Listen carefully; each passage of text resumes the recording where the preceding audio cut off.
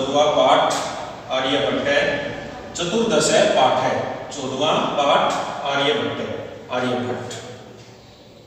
ये पाठ के बारे में दिया हुआ है कि भारतवर्ष की अमूल्य निधि है ज्ञान विज्ञान की सुदीर्घ परंपरा।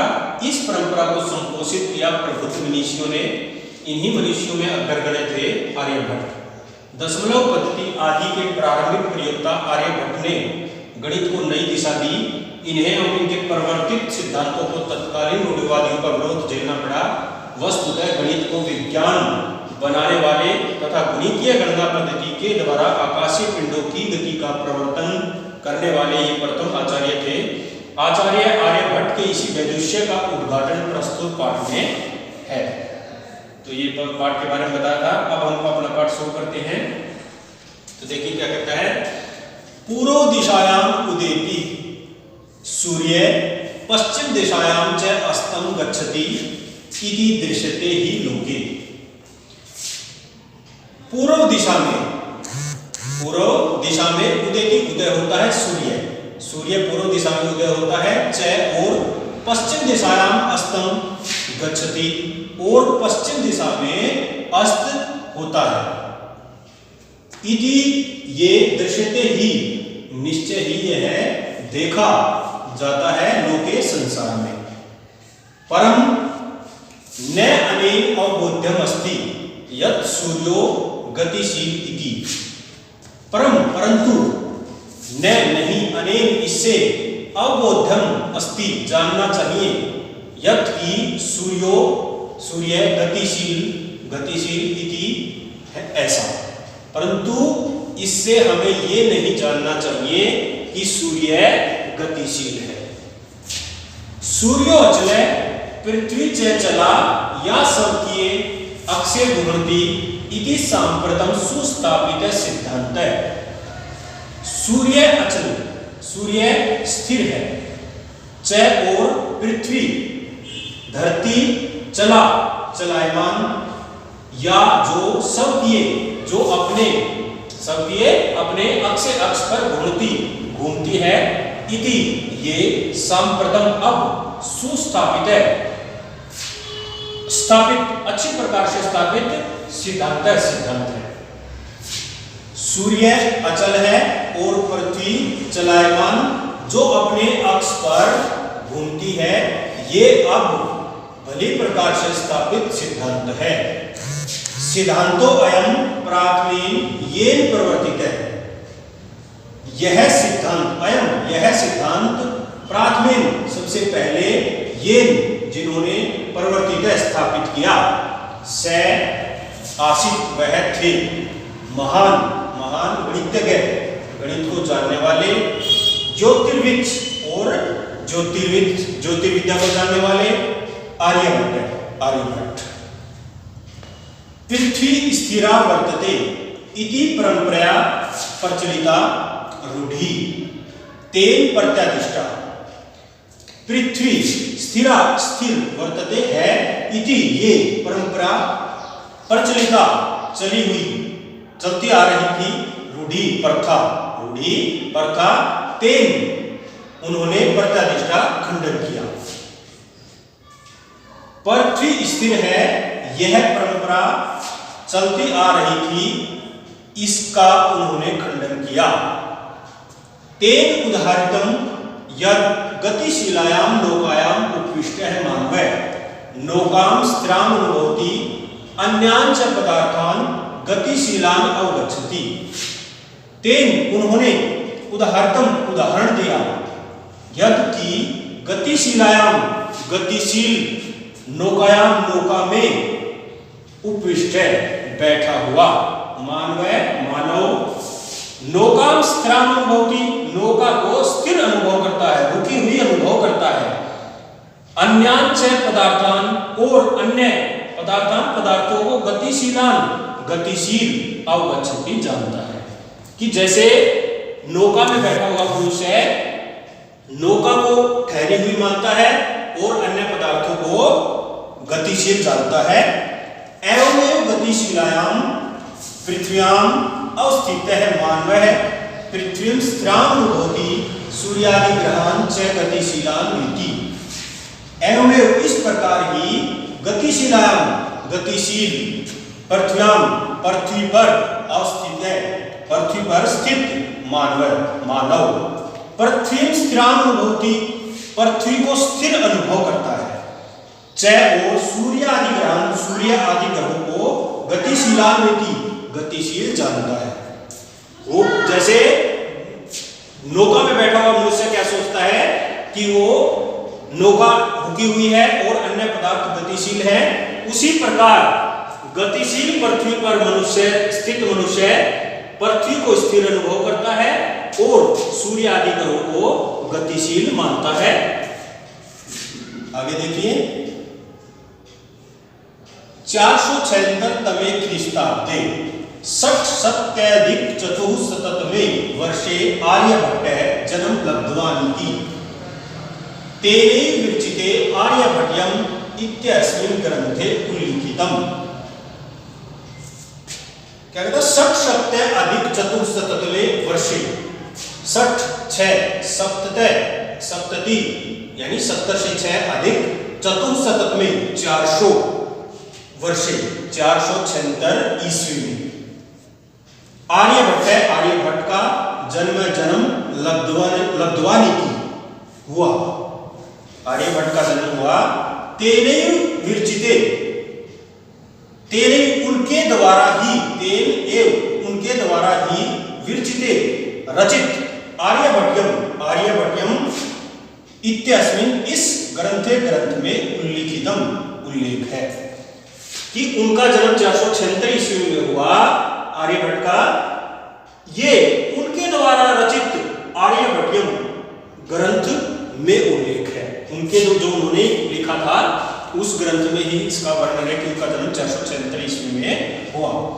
ग्रंथोऽयं तेन त्रयोविंशतितमे ग्रंथोऽयं यह ग्रंथ तेन उन्होंने त्रयोविंशतितमे 3 और 20 23 वर्ष तमे 23 वर्ष वैसी आयु विरचिते रचना की। देखिए एक बार यह ग्रंथ या इस ग्रंथ को उन्होंने 23 वर्ष की आयु में रचा, इनकी रचना की। ऐतिहासिक स्रोतों भी ज्ञायते यत् पाटलिपुत्रम निक्षा आर्यभट्टस्य वेधशाला आसीत्। ऐतिहासिक स्रोतों से ज्ञायते जाना जा सकता है या पता चलता है यत् की पाटलिपुत्र के निकट आर्यभट्ट की वेधशाला आसित थी। ऐतिहासिक स्रोतों से पता चलता है कि पाटलिपुत्र जो आजकल पटना है, पटना के निकट आर्यभट्ट की वेधशाला थी। अनेन इदम अनुमीयते यत् तस्य कर्मभूमि पाटलिपुत्रमेव आसीत्। अनेन इससे इदम यह अनुमीयते अनुमान लगाया जाता है यत् की तस्य उनकी कर्मभूमि, उनकी जो कार्यभूमि थी वो पाटलिपुत्र ही थी।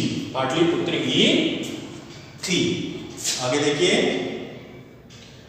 आर्यभट्टस्य योगदानं गणित ज्योतिषा संबद्धं वर्तते यत्र संख्यानां आकलनं महत्वम् आददाति।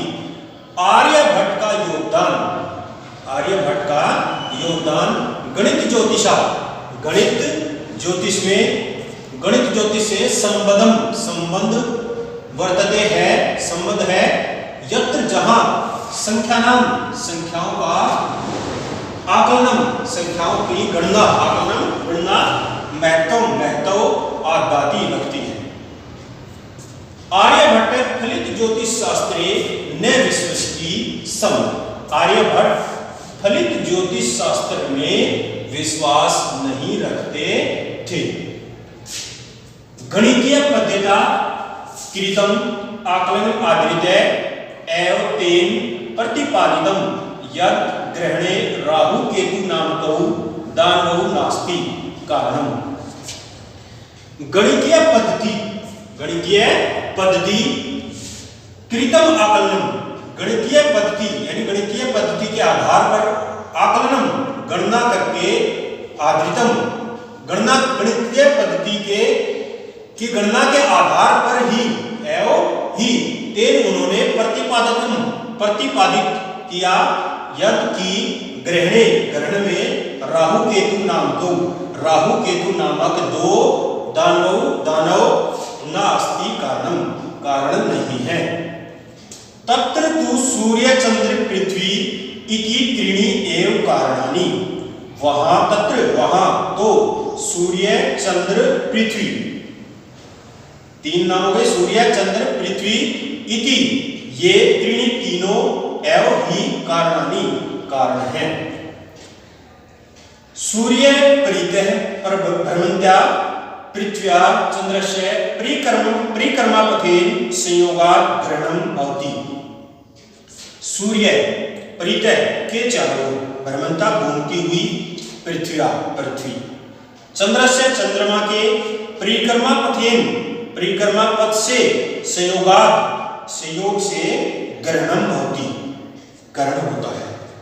सूर्य के चारों ओर घूमती हुई पृथ्वी चंद्रमा के परिक्रमा पथ से संयोग से ग्रहण होता है। यदा पृथ्व्याः छायापातेन चंद्रस्य प्रकाशः अवरुध्यते तदा चंद्रग्रहणं भवति। जब पृथ्वी की छायापातेन छाया पड़ने से चंद्रस्य चंद्रमा का प्रकाश अवरुध्यते रुक जाता है, तदा तब चंद्रग्रहण भवति होता है। तथैव पृथ्वी सूर्यो मध्ये समागतस्य चंद्रस्य छायापातेन सूर्यग्रहणं दृश्यते। तथैव वैसे ही पृथ्वी सूर्य के मध्य में समागतस्य आए हुए चंद्रमा की छायापातेन छाया पड़ने से सूर्यग्रहण दृश्यते दिखाई देता है। समाजे नूतनानां विचाराणां स्वीकरणे प्रायः सामान्य जना काठिन्यम अनुभवन्ति। समाज में नूतनानां नए विचारों को स्वीकार करने में प्राय सामान्य लोग काठिन्यम अनुभवन्ति, कठिनता का अनुभव करते हैं। भारतीय ज्योतिष शास्त्रे तथैव आर्यभट्टस्यापि विरोधः अभवत्। भारतीय ज्योतिष शास्त्र में भी तथैव वैसे ही आर्यभट्ट का भी विरोध अभवत हुआ। तस्य सिद्धांता उपेक्षिता, उनके सिद्धांत की उपेक्षा हुई, अवहेलना हुई। स पंडितमं ज्ञानाम उपहास पात्रम जाता है, वह पंडितम मन्यानाम अपने आप को पंडित मानने वाले, अपने आप को पंडित मानने वाले लोगों को के उपहास के पात्र जाते हुए, यानी लोगों ने उसका, जो अपने आप को विद्वान मानते थे, उन्होंने उनका मजाक उड़ाया। पुनरपि तस्य दृष्टि कालातिगामिनी दृष्टा, पुनरपि उन्हें अपि फिर भी तस्य उनकी दृष्टि कालातिगामिनी समय को लागने वाली दृष्टा देखी गई या हुई। उनकी जो दृष्टि है वो समय को लागने वाली हुई। आधुनिक ही वैज्ञानिक ही तस्मिन् तस्य च सिद्धांते समाग्रह प्रकटित है। आधुनिक वैज्ञानिकों ने तस्मिन् उनके च और तस्य सिद्धांते उनके सिद्धांत के प्रति समाग्रह आदर प्रकट किया। अस्मादेव कारणात्, इस कारण ही अस्माकं हमारे प्रथम उपग्रह का नाम आर्यभट्ट इति कृतम, ये किया गया। ऐसा किया गया, या उनके इस कारण ही हमारे प्रथम उपग्रह का नाम आर्यभट्ट रखा गया। वस्तुतः भारतीयाया गणित परंपराया अथ च विज्ञान परंपराया असौ एक शिखर पुरुष आसीत्। वस्तुतः वास्तव में भारतीय गणित परंपरा अथ च और विज्ञान परंपरा में असौ माने हुए एक शिखर पुरुष आसीत् माने थे। वास्तव में भारतीय गणित परंपरा और विज्ञान परंपरा में वे एक शिखर पुरुष हुए थे। तो ये पाठ था भाई हमारा, जिसको हमने पढ़ा है